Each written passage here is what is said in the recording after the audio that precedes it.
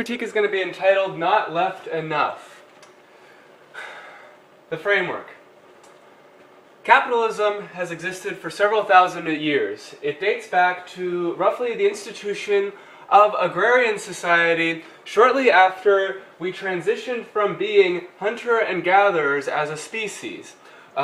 We see very early civilizations such as Mesopotamia and Egyptian society use a style of currency in order to barter within the city-states. Now, do understand that this transition from a kind of shamanic style of life, which was chiefly lived in tribes and which was chiefly individualistic and matriarchal, was substituted for by a more patriarchal form of society, which allowed for the evolution of the tribe, if you wish to call it that, into city-states and then eventually into nations and even empires, and what some people would posit might be a world government if we're unlucky. This also allowed for the possibility of a division of labor and therefore the necessity for a ruling class to develop, so we see the emergence of patriarchal hierarchies. This is also the reason why we have such ideas as law, such ideas as nation, such things as an organized militia, and it's basically responsible for most of the problems that we just take in stride in the contemporary day and age.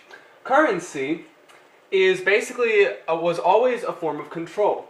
Because when you have a very large city, and the larger the better, and you're part of a minority oligarchy that's meant to control people, you have to make sure everyone's doing his or her work. And there's no deviance that will upset this established order of this organized mandala, and that will threaten your position of power, and threaten the agriculture, the economy, and everything. And that's what you tell the people, that this is for their own good, that you have to be in power in order for them to survive. So, you basically create something called the wage slave, which still is an institution that exists to this day. It's funny that people in the community that crusades against slavery are actually not going far enough in ending the very institution of slavery, the very thing that made slavery possible to begin with, which was money. And keep in mind also that American slavery was never a chiefly American invention. It was always an outgrowth of capitalism. We were merely buying slaves from another continent. And in the words of Timothy Spitlevich, this is ludicrous and it cannot last. All that currency is it's an outgrowth of the barter system, which is a kind of skeleton key. It's kind of that can be substituted for any kind of good or service you can think of, given that it's legal to sell that and to have possession of it. So this doesn't apply to things in many countries such as prostitution. This no longer applies to things such as slavery, except where it's done illegally. And this doesn't apply to drugs, and that includes both. That includes a variety of things such as psychedelics, barbiturates, dissociatives, you name it basically. Just so long as Big Pharma isn't making money off of it, it's illegal to sell. This has to stop. And the critique offers an alternative to this, and the alternative for this would be a Marxist revolution. Now, obviously, a revolution is very hard to do if you're not in power. It's also very hard to do peacefully. However, we would like to posit that the debate space is actually not, as has been previously supposed. Damn it. Damn it.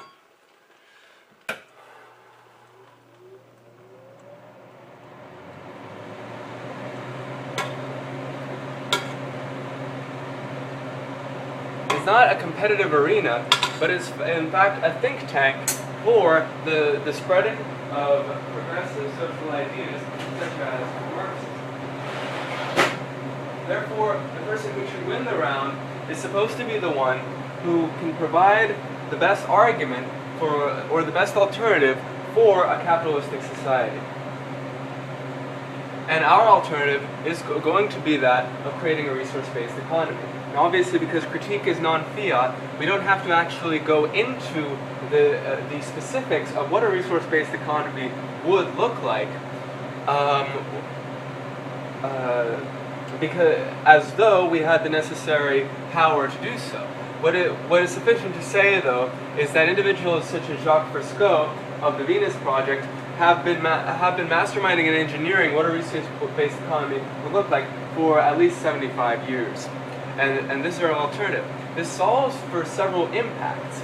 The impacts that we are solving for are basically the perpetuated enslavement of the human race to an elite minority, which statistically speaking is still true with what has become the archetypal 1% of the United States economy that has most of the material wealth, even though money is not material. It ends for a great hallucination on the part of the human being, the tendency to confuse, in the words of Watts, an abstraction, money, with wealth, in the same way as we confuse our egos with ourselves, our nations with our country, so on and so forth. It solves for the form of schizophrenia that is created through a capitalist system, as expounded upon by psychologists and philosophers, respectively Felix Guattari and Guy Deleuze in the book Capitalism and Schizophrenia.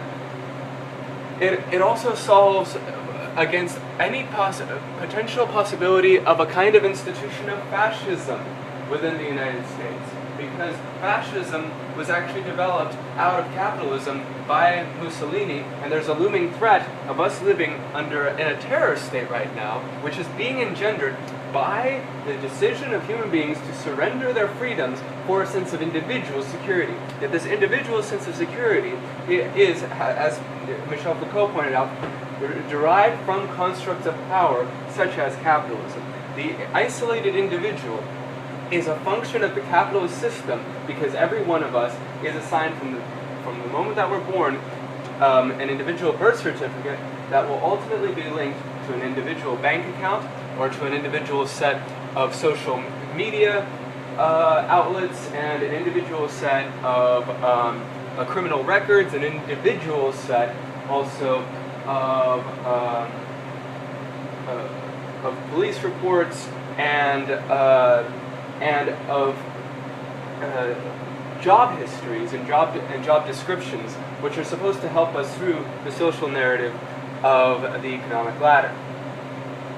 We're basically solving for a society, the prevention of a society that could potentially become totally dogmatic and authoritarian because people are being monetarily incentivized basically to surrender their freedoms in a culture where you can basically sell people any idea.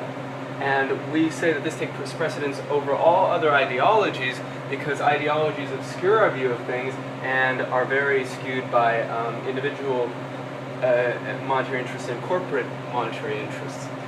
This will therefore take precedence over the fairly pitiful institutions that we have contemporarily of American feminism and American social justice progressivism in general and the whole political correct. The links are obviously everywhere where they make allusion to money under the presupposition that it is a necessity. Where they should be referring to money is with the intent of transcending this problem.